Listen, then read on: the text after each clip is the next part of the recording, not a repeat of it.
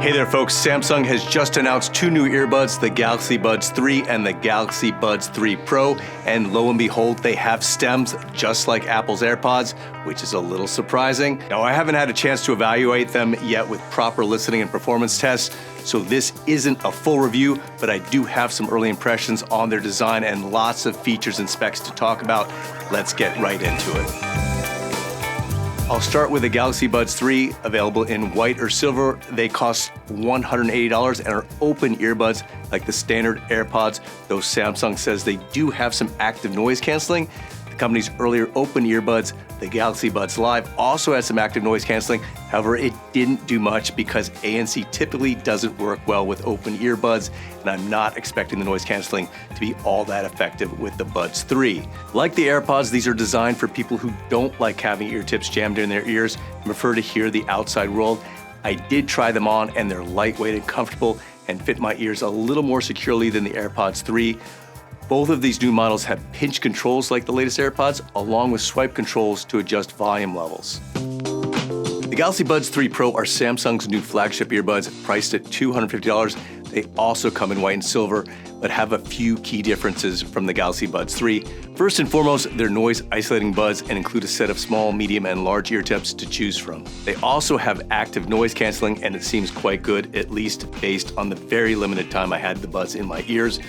While the Galaxy Buds 3 have a single 11mm dynamic driver, the Buds 3 Pro have a 10mm dynamic driver, along with a separate planar tweeter, which should help deliver clearer sounding highs. Samsung also says the Buds 3 Pro have dual amps, which helps reduce wireless hiccups. Another extra feature the Buds 3 Pro have are lights in their stems. They let you know when the buds are in pairing mode, and they flash when you use the Find My feature as the buds make a chirping noise. You can also just activate the lights by pinching and holding each bud for a few seconds and wear the buds around with the lights on if that's your thing. The Galaxy Buds 2 Pro worked well for calls, and I suspect both these models will offer good voice calling performance.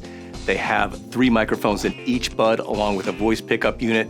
Earbuds with a stem design do get the microphones a little closer to your mouth, so that should also help with voice calling.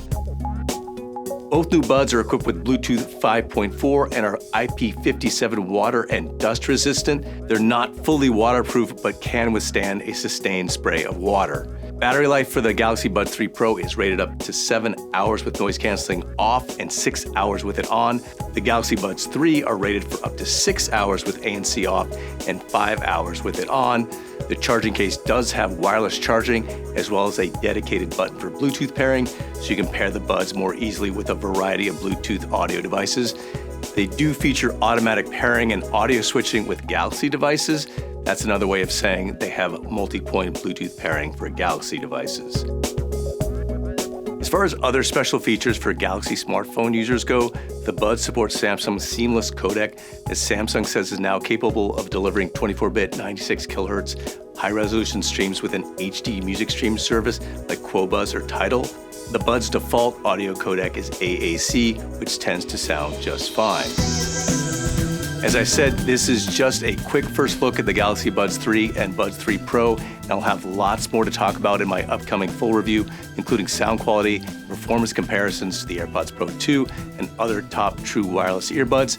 I know some of you might be a little disappointed that Samsung sort of gave in a bit and followed Apple's design lead, but I personally prefer earbuds with stems, and I do think it makes some sense to move to this design, even if it does seem like a cop-out to go with the herd, so to speak. From what Samsung has told me, they simply found from their testing that this design worked best for the most people, and at the end of the day, you don't want people returning your products because they don't quite fit right.